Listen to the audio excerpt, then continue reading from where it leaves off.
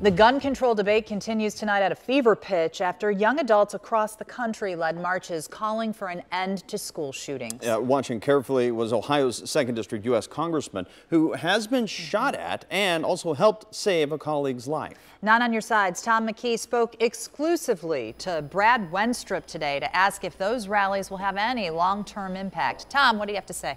Well, Dr. Brad Wenstrup's comment is yes, as long as the debate addresses homicides as a whole and not just school shootings.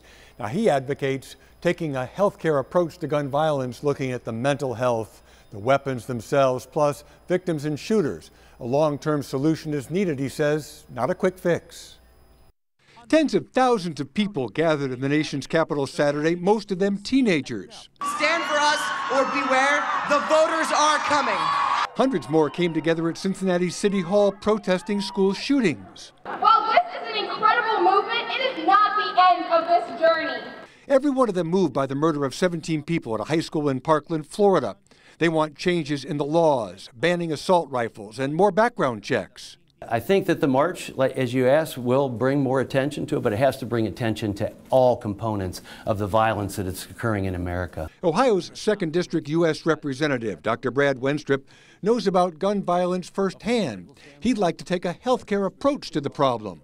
Keep in mind that as a member of Congress playing baseball, I was shot at last year as well. And so this is a different time in America. And I think what we need to do is address homicide in America and what's driving that.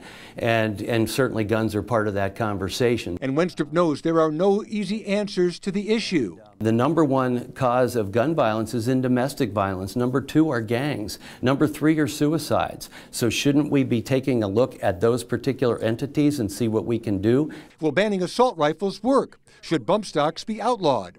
How about stronger background checks? There are two sides to every one of those questions. I hear from people who say, don't take away my guns. I need to be able to defend myself. That's what the Constitution permitted me. And other people say, get rid of all guns. The bottom line is Wenstrup doesn't want a quick fix that makes people feel better just for a short time.